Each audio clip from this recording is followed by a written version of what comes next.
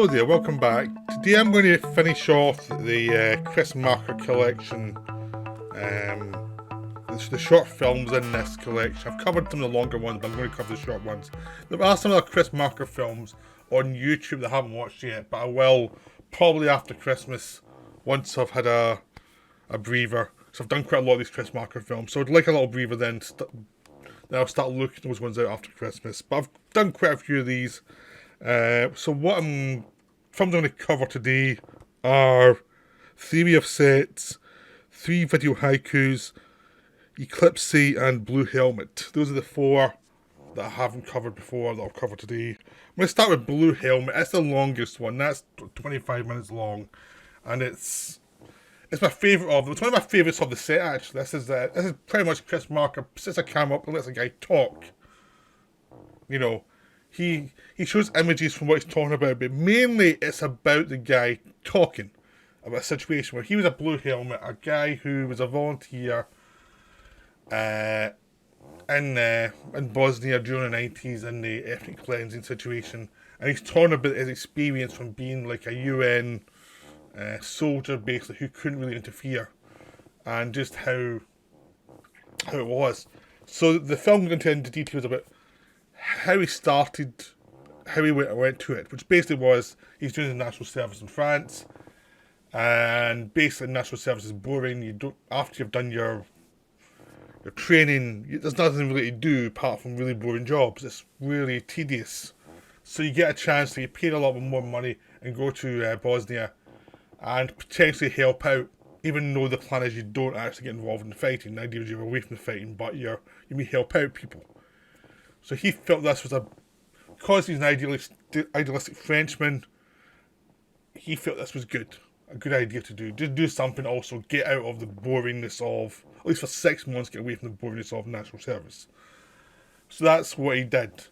And then it pretty much becomes a dealing with the bureaucracy of the UN and NATO, and basically they can't do anything.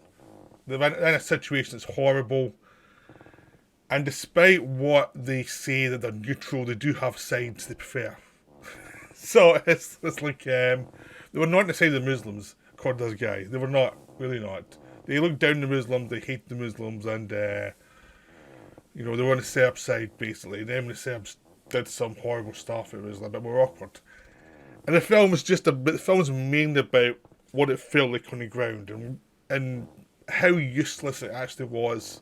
Is how it made them think that any of these like UN things are doomed to failure.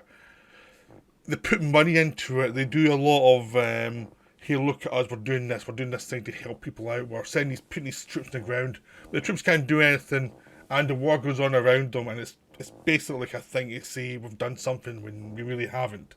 You haven't really solved the problems of the country. The country's problems are so deep in the roots of the culture. There's nothing you can really do. You don't really understand the culture enough to do anything or understand it, because these troops go in. The guy that he talks to, he was one of the more intellectually curious people. He was educated. He was interested in finding out more about the cultures.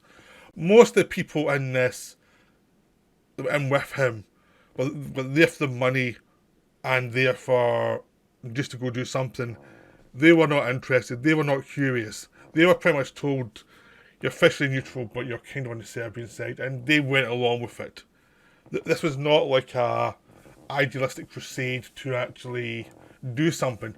People were there for the money, really, and they were there with the UN to be feet in the ground, but they weren't actually doing anything, and nor did they have an interest in it. And the film just looks at that. Where that leads to is not nowhere good, because as soon as anything happens near them, when they say to the two people, they will protect you if people come, as soon as there's a chance that they're getting attacked, the UN troops are moved away from that area so they do not get attacked, so there's not a big of an international incident. So it's like they're just trying to avoid conflict. So they don't actually do anything to help people, and they have to just be, because everyone's suspicious of them naturally, they have to be careful around these people in case they're They told you all these paranoid stories like, watch out for women, watch out for children. They'll find ways to get you. And it means you're paranoid about the local people as well. You can't help them when you're paranoid about them, so you're just distanced from them all the time. It just creates a terrible situation.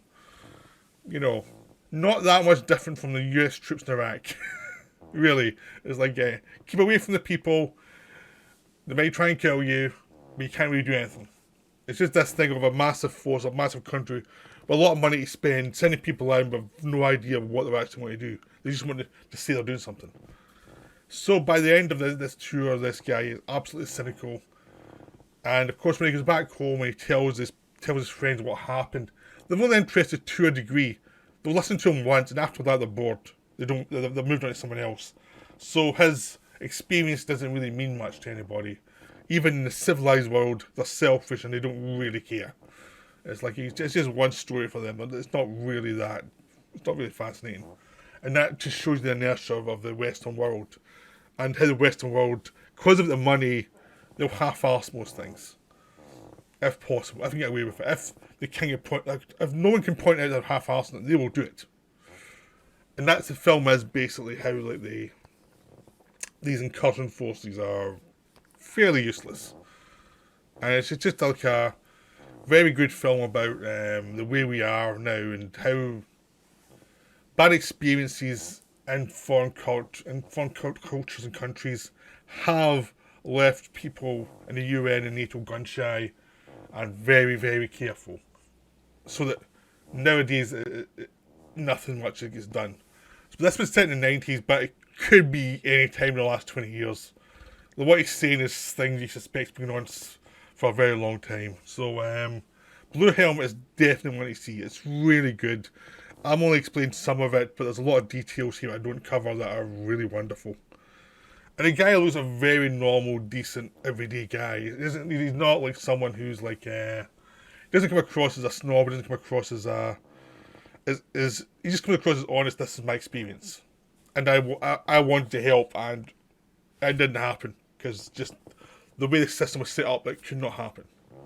So now we go to The Theory of Sets, which is another one I really enjoyed, which is an animated film done on a computer. In the early 90s, computers were fairly basic. And so Mark thought of a film, and he got a friend of his who was good at computers to actually animate it on a computer, so it's got an animated look. And it tells the story of Noah's Ark and how Noah had, with all these animals, Noah has to classify all the different animals. How do you classify them?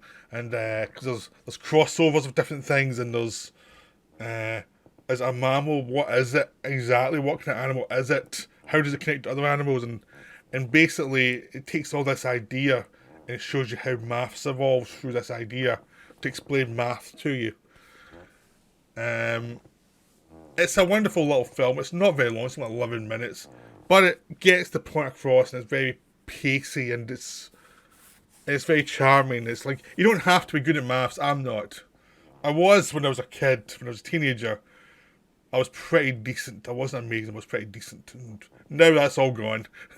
So I could follow it, but it was also one of that situations where he's trying to explain maths by starting with a story, and then explain this is how this leads to all these complicated equations that you don't quite understand. They just look at the numbers, and this is why they're important, because they're qualifications of different things that we don't understand, but we need to understand and qualify so we can actually look at equations. Equations work because you know what each section actually means, and if you know the reason for each section of a math equation, it's not just numbers anymore, it actually is a story. So it's a wonderful little film. I would definitely recommend trying to see it. I'm not sure if it's on YouTube or not, but it's definitely one worth to see. It's very difficult to talk about though, because it's the experience of him explaining how this, starting with Noah's Ark and getting to maths and how it's all connected. But it is a very charming thing, the way that only Chris Marker would probably do. The other two are very basic ones. The Three Video Haikus are basically taking the Japanese idea of a very basic poem and doing it in visual form. So you have one point where someone's smoking and there's an owl in their eye. There's another one where set in Paris. They're just the visual images, very basic, a minute long each. And it's explaining them doesn't really work. You still experience them. It's just one of those things. You can catch these ones. I think you can pretty much catch these on YouTube. They're fun. They're not like Marker at his best. He's just been playful. There's nothing really to them. He's basically been playful and silly, and it's like a hobby film for him, really. Not the same level as the other films in this set. This is just a bit of playfulness. Finally, we have Eclipse, which is a bit of an eclipse, but the eclipse of people watching the eclipse, really, and seeing what they get from it. So it's lots of images of people looking up and what they're doing around looking up, and so while they're looking at the eclipse, we're looking at them in this film, and the variations of different people, different experiences, all of the people are doing the same thing as looking up the eclipse.